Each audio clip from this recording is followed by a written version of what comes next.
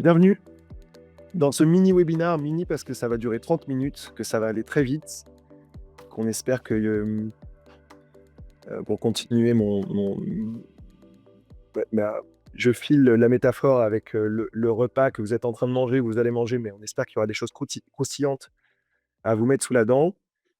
Scope 3 Stories, parce que parce qu'on a envie de faire parler le Scope 3 en fait, de lui faire raconter des histoires. Ce qui nous a manqué cruellement pendant ces 20 dernières années, puisque le bilan carbone aujourd'hui a plus de 20 ans. Donc c'est ce qu'on va faire aujourd'hui. Je me présente et je grille la priorité à Christophe, mais je te laisserai te présenter ensuite. Je suis Renaud Bétain. Je suis je ne suis pas le Chief Impact Officer, c'est le cas, ça c'est Julien de Normandie qui est chez nous. Moi, je suis le vice-président de l'action climat chez Sweep. Je travaille sur le sujet de l'action climatique depuis bientôt 20 ans. Et donc je suis accompagné de Christophe, que je vais laisser se présenter. Merci Renaud, bonjour à toutes et à tous et bon appétit alors, puisque c'est l'heure du déjeuner donc Christophe Accro, moi je suis le responsable de l'innovation et du développement durable, au sein du groupe Motul, groupe que j'ai rejoint il y a un peu plus d'une dizaine d'années. Christophe, est-ce que tu peux, avant que je vous présente les 3 familles de Scope 3 dans lesquelles on va naviguer en fait, là sur les 20 minutes qui viennent. Et d'ailleurs je précise 20 minutes, mais vous avez comme d'habitude la possibilité de poser vos questions et vos réponses, dans le directement. Soyez pas timide. Hem, on est dans une période où on voilà, on peut tous dire vu le sujet là du développement durable, qui est chamboulé, on a besoin de s'exprimer, on a besoin de poser des questions, donc profitez-en. Christophe et moi y répondrons avec plaisir. Tu peux nous présenter ton scope 3? À quoi il ressemble, en gros? Alors, pour une compagnie qui donc Motul, peut-être pour rappeler à tout le monde, hein, c'est une compagnie familiale, ça c'est important et peut-être on y reviendra là-dessus. C'est-à-dire qu'on s'inscrit nous dans un temps long.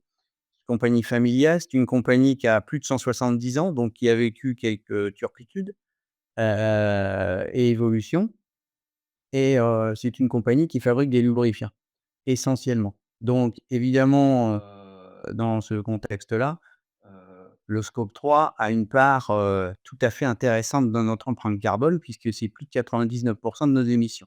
Donc je ne vais pas rentrer dans le détail de la virgule, mais si on fait très court, à l'intérieur de ces plus de 90, on a une très grosse partie qui sont liées aux matières premières.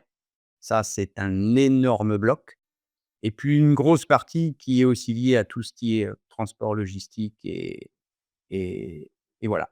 Mais globalement, si on résume, les matières premières, ça reste un enjeu et c'est évident que quand on travaille les matières premières fossiles, heu, fatalement, heu, elles rentrent en considération dans le calcul, de façon prépondérante. Donc plutôt l'amont, est-ce que vous avez des émissions sur l'aval, sur l'usage du produit, la fin de vie? Alors, on a des émissions bien sûr sur l'usage et la fin de vie, tout à fait, sachant que là, dans le cadre du lubrifiant, c'est beaucoup plus difficile à quantifier, parce qu'il y a des politiques de mise en place évidemment pour aller, récupérer et collecter les huiles usagées, mais pour avoir des données, très spécifiques donc là, on est obligé de passer, via je dirais des moyennes de l'industrie parce que pour aller, heu, on peut pas suivre ses propres huiles dans les moteurs de tout le monde et les ramener à sa consommation. Donc on est obligé de passer via des moyennes, ouais, des moyennes qui sont collectées par les différents organismes, impliqués. Très bien. Hem, je vais partager à nouveau mon écran et je vais vous introduire justement, cette partie. Hop, pardon. Est-ce que hop. Donc je vais vous introduire les 3 familles de scope 3, sur lesquelles on va itérer en fait et sur lesquelles je vais te faire réagir. Voilà, c'est ici, pardon, j'avais un petit peu de mal. Hem, ces 3 familles font écho à une sortie du SBTi sur sa norme net zéro, donc la version 2 qui commence à préciser qu'on doit commencer à parler plutôt que de pourcentage des émissions sur le scope 3, en termes d'objectifs de réduction et de part dans vos émissions, on doit commencer à parler des sources principales, des principales sources d'émissions de CO2 puisqu'elles révèlent en fait la place de l'entreprise dans la société et surtout la place et le rôle de l'entreprise dans l'atteinte du net zéro global. Donc en fait, on a ce qu'on propose là, chez Sweep et puis pour ce webinaire, en fait, c'est de donner des noms de famille à ces Scope 3 pour savoir à quelle famille vous appartenez.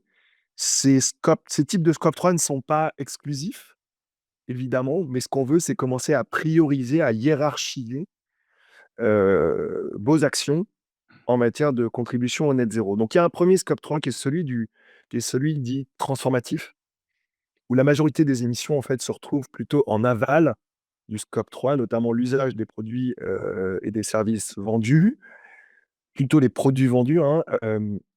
Ici, on a des grands enjeux de transition, de transformation du modèle qui sont, particulièrement difficiles à mener, hem et sur lesquels on se retrouve souvent, dos au mur. Ici, on retrouve des grandes industries comme, l'aviation, le oil and gas ou l'automotive et on va en parler, donc l'automotive, pardon, le secteur automobile. Ici, on a un vrai sujet de résilience du modèle d'affaires. On parle clairement de modèle d'affaires et on commence à voir sur cet aspect-là des indicateurs qui sont différents que le CO2, notamment des indicateurs d'unités fonctionnelles vendues plutôt que du CO2 et ça, on le retrouve aussi chez le SBTi. On a, dans le scope 3, dans ces familles de scope 3, une autre famille qui est celle du collaboratif et où là, en fait, c'est l'amont, comme tu le disais, Christophe, qui pèse le plus et à vrai dire, dans cette famille-là, on a des entreprises qui vont continuer d'exister et continuer d'être à peu près la même entreprise en 2050 quand on sera neutre en carbone collectivement. Dit autrement, on aura toujours besoin de lubrifiants. Et donc il y a un travail à mener avec les fournisseurs, tu vas nous en parler un peu plus. Et là, on commence à parler de degrés d'influence dans la chaîne de valeur. Je vous rappelle que Sweep dispose d'un module supply chain, qui permet de capter de la donnée fournisseurs et de les engager. Et on a aussi un scope 3 qui est, je dirais, contributif, et qui révèle la capacité de l'entreprise à aider les autres à se décarboner. En clair, vous faites partie de la solution. Vous êtes fournisseur de solutions climatiques et dans ce cas-là, il faut vous développer et je rappelle que Sweep et Mirova sont en train de porter l'idée d'un indice de contribution des entreprises à la neutralité. Donc si tu veux bien, Christophe, on va passer à travers ces 3 familles, heu, peut-être en abordant le sujet du contexte et des actions et puis des enjeux, donc peut-être commencer par le transformatif. Qu'est-ce qui fait qu'aujourd'hui, tu as des enjeux de transformation profonde de ton modèle? Quel est le contexte qui vous fait bouger et quels seront les enjeux sur ce transformatif? Eh bien, alors écoute, Renaud, et je pense que ça ne choquera personne sur le transformatif, pour une compagnie comme la nôtre qui évolue dans le monde de l'automobile, et compte tenu, des décisions qui ont été prises, et des choix technologiques qui ont été pris, heu, par la Commission européenne de bannir les moteurs à combustion interne, à l'horizon 2035. Alors après, ça dépend des pays. Il y a des gens qui visent 2030, d'autres 2040, d'autres 2050. Mais ça, à la rigueur, j'ai envie de dire, c'est pas le débat. Compte tenu de ça, il faut savoir que dans un véhicule électrique, si nous on fait du lubrifiant, bah, dans un véhicule électrique, il y en a quasiment pas. Donc quelque part, ça nous oblige à revoir et à penser un peu différemment. Alors, c'est pas parce qu'on va c'est pas parce qu'il va y avoir ces interdictions ou peut y avoir ces interdictions en 2035, sachant qu'il y aura une clause de revoyure, cette année qui a été avancée, hein, c'était 2026 et elle est avancée à 2025. C'est pas pour ça que comme tu le disais Renaud, que les ventes de lubrifiants vont s'arrêter du jour au lendemain, parce que déjà on parle d'un parc. Donc, il y a un parc existant. Donc déjà, il faut travailler le parc existant parce que si on veut pouvoir décarboner, bah, quand on regarde les millions de véhicules qui sont en circulation en Europe, c'est à peu près 10 ou 17 des émissions de gaz à effet de serre, les véhicules légers.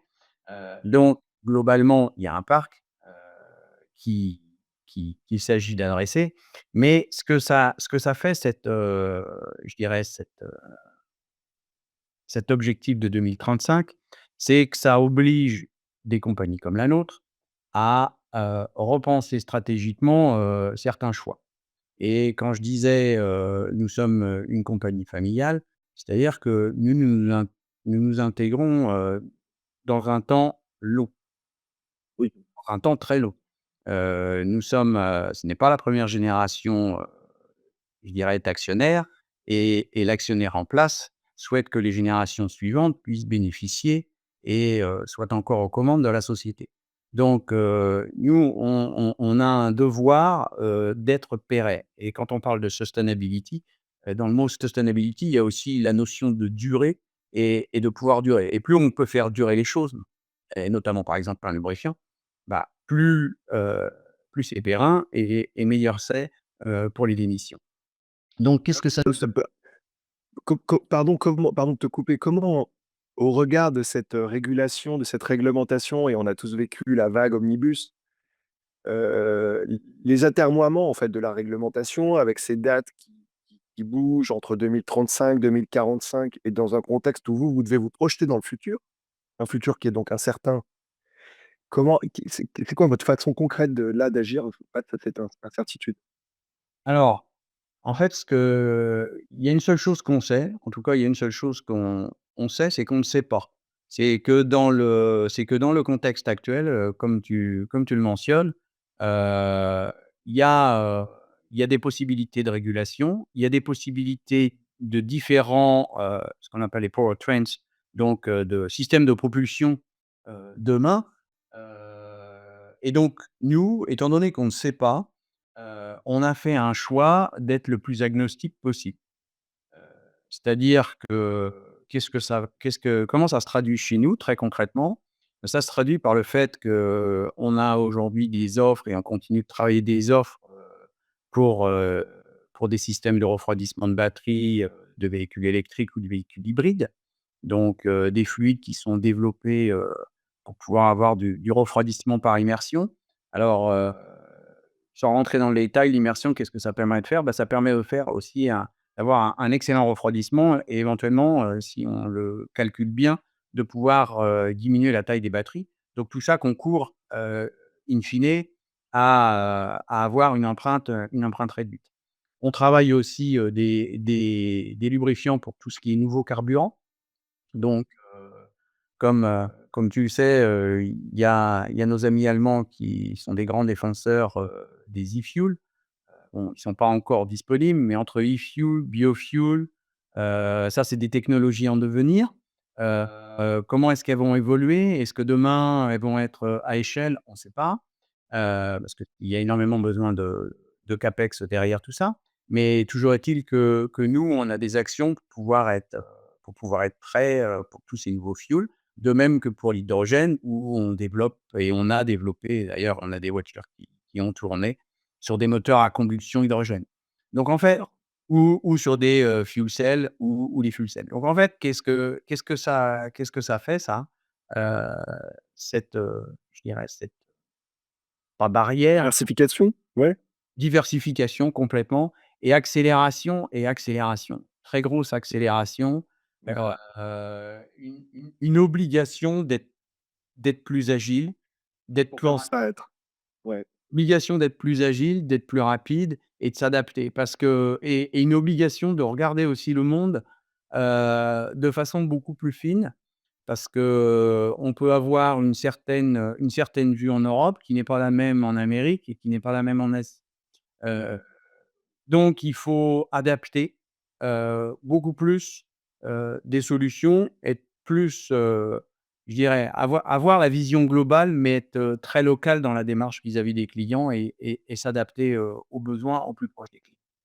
Ouais, c'est un super témoignage qui me fait penser aussi aux pratiques d'adaptation, hein, dans l'agriculture. C'est-à-dire qu'être monoculture, c'est le pire, en termes de vulnérabilité, et donc aujourd'hui, l'adaptation passe par la diversification, et ce qui est intéressant, c'est qu'on le voit aussi dans le milieu industriel comme tu viens de le partager. Donc merci beaucoup. Je te propose de passer sur le collaboratif. Donc là, on est plus sur quelque part l'aval et le core business de Motul, mais on est plus sur avec qui vous travaillez et d'où viennent vos produits en fait, hein, et les ingrédients de vos produits. Et donc là, le scope 3 révèle un besoin de dialogue, et de collaboration avec vos fournisseurs pour essayer de faire mieux en les engageant, probablement en cherchant à être plus précis aussi sur la donnée. Est-ce que tu peux nous en dire un petit peu plus là-dessus sur vos actions, et les défis sur cette partie collaboration avec vos fournisseurs? Eh ben, si on revient à notre introduction comme tu me le demandais là, sachant que notre scope 3, une très grosse partie, des émissions sont liées aux matières premières, heu, nous on s'est intéressé à comment peut-on décarboner, voilà, nos matières premières. Est-ce qu'il y a un moyen, on va pas dire facile, mais est-ce qu'il y a un moyen existant ou est-ce qu'il y a des moyens de pouvoir, imaginer décarboner, nos matières premières? Donc ça paraît antinomique avec l'industrie du fossile, mais en fait, il y a des possibilités et nous, on a commencé à alors évidemment, il y a des choses, on va dire entre guillemets, je ne veux pas les qualifier de «faciles», mais qui tombent, on va dire qui tombent sous le sens en concernant le packaging, des choses comme ça qui sont, je dirais qu'ils sont peut-être un peu plus faciles à réaliser et qui sont déjà un peu implantés. Donc, chez Motul, on a évidemment des packaging avec, des plastiques recyclés, avec des cartons recyclés, avec, un maximum de matières recyclées, dans ce qu'on peut en ce qui concerne le packaging. Et puis sur les produits eux-mêmes, bah, nous, on veut absolument pas transiger sur la performance parce que c'est ce que je mentionnais tout à l'heure. Si un lubrifiant est de bonne qualité, on va pouvoir, avoir les intervalles de vidange, bien espacés, protéger le douteur et c'est mieux que de changer de lubrifiant, heu, toutes les semaines parce que la qualité n'est pas au rendez-vous, en exagérant un peu le trait. Et donc nous, la performance, c'est quelque chose sur lequel on voulait pas de compromis et on a travaillé avec certains de nos fournisseurs pour, introduire ce qu'on appelle des re-refined base oil, donc des huiles de base raffinées en français Donc et seconde vie, troisième vie, exact. raffinée, c'est En ça? en fait, c'est quoi? C'est qu'aujourd'hui, donc que ce soit pour le packaging ou pour des industries comme la nôtre, il y a obligation, il y a des organismes qui collectent les huiles usagées et ces huiles, elles peuvent avoir plusieurs vies à la fin. Alors on en trouve pas mal qui finissent comme comburants, mais on peut les utiliser aussi pour les re-raffiner. Alors, il se trouve qu'il y a quelques années, le re-raffinage n'était pas au niveau où il est aujourd'hui et les re-raffineurs aujourd'hui produisent des produits, d'excellente qualité. Donc tous les produits ne sont pas disponibles, ça c'est une limitation. Mais nous, nous avons travaillé avec, alors ces fournisseurs-là, plus d'autres fournisseurs pour pouvoir développer et on a lancé il y a un peu plus d'un an et demi, toute une gamme de produits qui est, labellisée, Engen chez nous, qui consiste en des produits qui sont, je dirais, au même niveau de performance, qui peuvent présenter les mêmes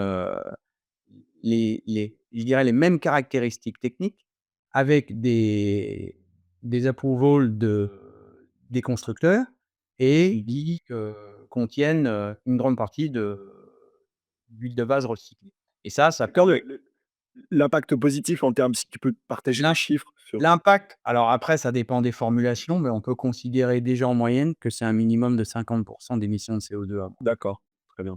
donc ensuite en fonction voilà, ensuite il y a dans toute formule, il y a des additifs qui rentrent en jeu. Mais en fait, l'intérêt pour rebondir sur ton point sur le collaboratif, c'est que c'est toute la chaîne de valeur qui est mise à contribution pour que, en fait, introduire ce type d'huile de base raffinée, les faire valider, avoir les additiveurs, qui soient impliqués, aussi dans le process pour qu'à la fin, pour le client final, ce soit entre guillemets «complètement transparent» que la performance, ne soit absolument pas impactée et que le coût, soit, ISO.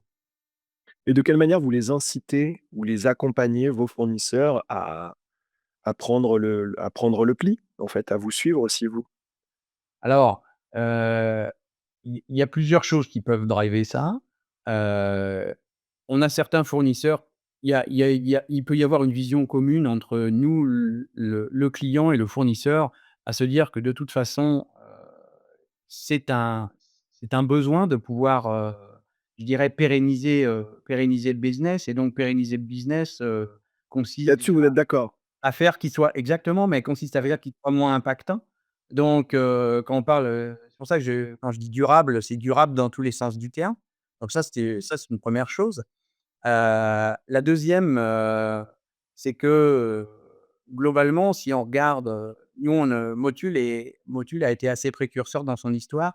Si on regarde l'évolution de Motul, on a été les premiers à avoir des formules synthétiques, les premiers à avoir des esters dans nos formules, les premiers à avoir des produits un peu bio et puis là, on est aussi, je crois, très en avance et on est, actif, heu, dans ces histoires de décarbonation et d'utilisation de produits biosourcés. Donc les fournisseurs savent aussi que nous, on est impliqués parce qu'il faut impliquer toute une organisation quand on fait ça et c'est pas si simple que ça, hein. Surtout que pendant très longtemps, ces produits, par exemple, raffinés, ont bénéficié d'une très mauvaise publicité, heu, Mmh.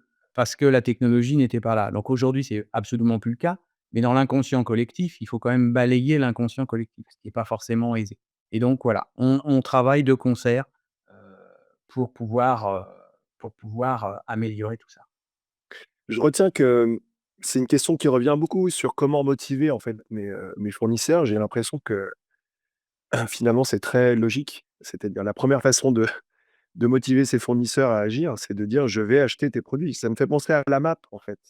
C'est-à-dire de s'engager, en fait, à maintenir le business. Et peut-être qu'on reviendra à ça sur ce sujet-là en conclusion, Christophe. Mais maintenir le business et rendre l'entreprise durable et lui permettre de continuer d'exister dans le temps et elle n'existe pas sans les fournisseurs. Et envoyer le message à ses fournisseurs que si tu bouges, je vais te soutenir en achetant tes produits, c'est peut-être la meilleure façon de faire pour les engager.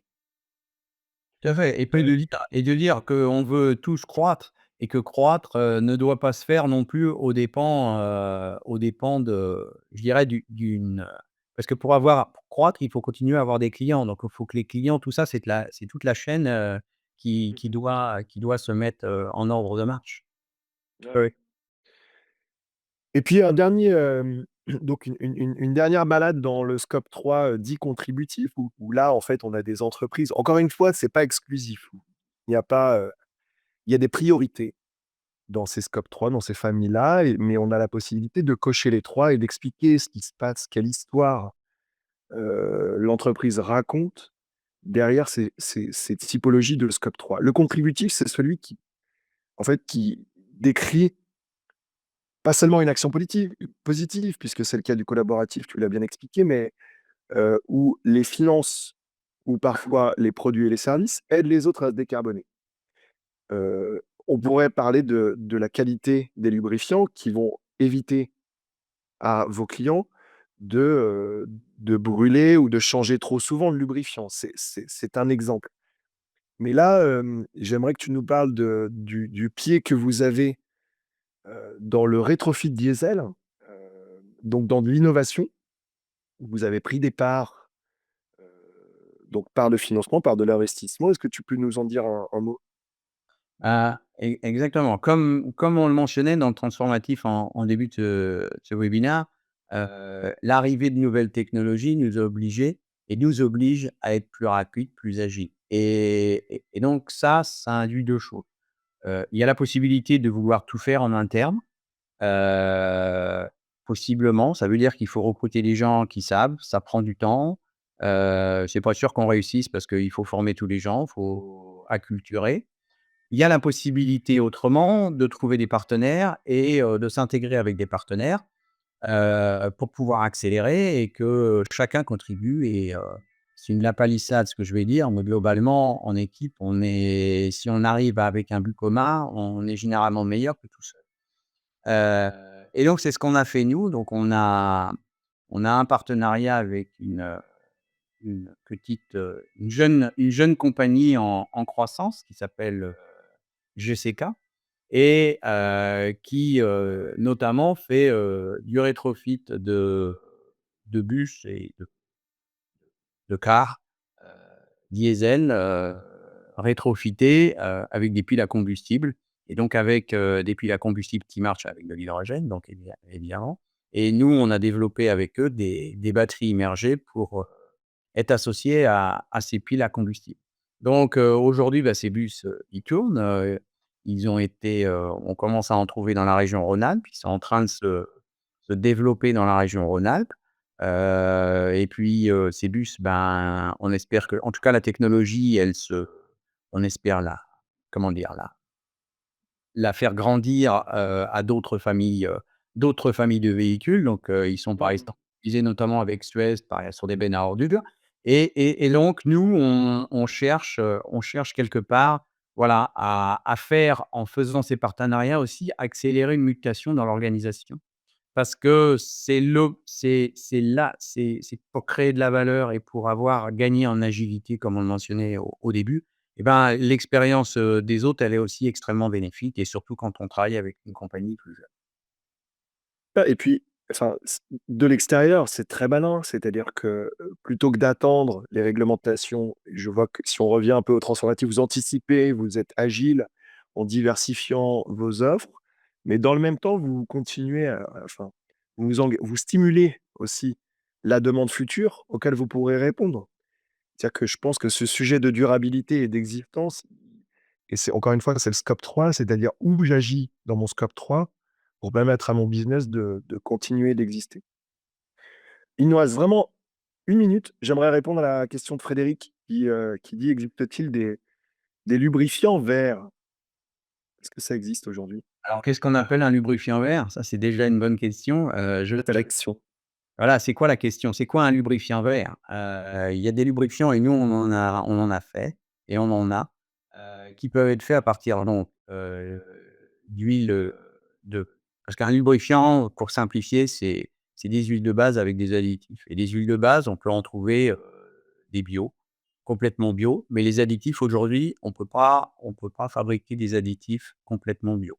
Donc de toute façon, toute la partie additif qui est nécessaire à la formulation d'un lubrifiant, à l'heure où on se parle, ne sait pas être bio. Donc ça, c'est déjà un point. Quelqu'un qui dit qu'il sait faire un 100 lubrifiant bio, heu et ben, moi, je veux pas prendre ce moteur et je ne veux pas acheter ce moteur parce que sa durabilité, sa sustainability, pour le coup, risque d'être fortement écourtée.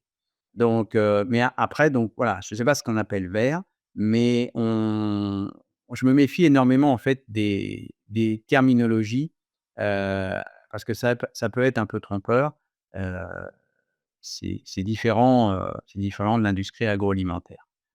Et là aussi, on a une directive européenne, hein, qui est en cours, le Green Claims, qui Ouais. va permettre de cadrer un petit peu ces terminologies et les divulgations, en fait, environnementales.